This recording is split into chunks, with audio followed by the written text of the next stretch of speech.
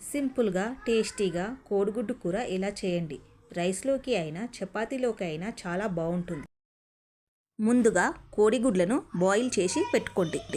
తర్వాత ఉల్లిగడ్డలను తీసుకొని సన్నగా తరిగి పెట్టండి. స్టవ్ పైన గిన్నె పెట్టుకొని అందులో 1½ స్పూన్ ఆయిల్ వేయండి. ఆయిల్ కొంచెం వేడి అయ్యాక అందులో సన్నగా తరిగిన ఉల్లిపాయలను వేయండి. తర్వాత ఉల్లిపాయలను ఆయిల్లో మొత్తం కలిసేదాకా ఒక గరిటెతో కలుపుతూ ఉండండి. తర్వాత మంట సిమ్లో పెట్టి మూత పెట్టి 2-3 నిమిషాలు వదిలేయండి. 3 నిమిషాల తర్వాత మూత తీసి గరిటెతో మరలా ఒకసారి కలపండి. అందులో కొంచెం పసుపు, 1 టేబుల్ స్పూన్ అల్లం వెల్లిపాయ పేస్ట్ యాడ్ చేసి పూర్తిగా కలిసే వరకు కలిపి మూత పెట్టండి. కాసేపు అయ్యాక మూత తీసి అందులోకి 2 టేబుల్ స్పూన్ కారము, 1 టేబుల్ స్పూన్ ఉప్పు యాడ్ చేసి మొత్తము కలిసే వరకు గరిటెతో కలిపి మూత పెట్టండి. కాసేపు అయ్యాక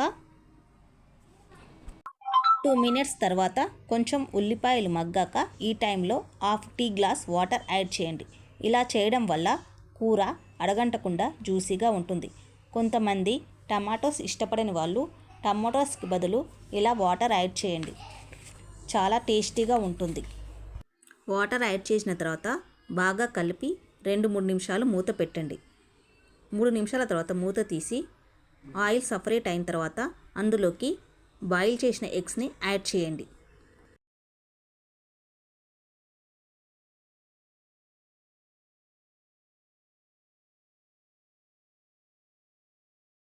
స్లోగా అటు ఇటు కలిపి మూత పెట్టండి.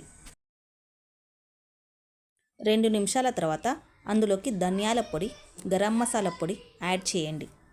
యాడ్ చేసి మరో 2 నిమిషాలు మూత పెట్టండి. 2 నిమిషాల తర్వాత పైన కొత్తిమీర చల్లి స్టవ్ పై నుంచి దించేయండి. ఇది చాలా సింపుల్గా టేస్టీగా ఉంటుంది. ఈ కూర అప్పటికప్పుడు ఒక అరగంటలో ప్రిపేర్ చేయవచ్చు. ఈ కోడిగుడ్డు కూరను ఉప్పు, కారం, మసాలా మీ టేస్ట్కి తగినట్టు యాడ్ చేయండి. నేను సుమారుగా వేశాను. మీకు కనుక ఈ కర్రీ నచ్చితే ప్లీజ్ లైక్, షేర్, సబ్స్క్రైబ్ చేయడం మాత్రం మర్చిపోవద్దు.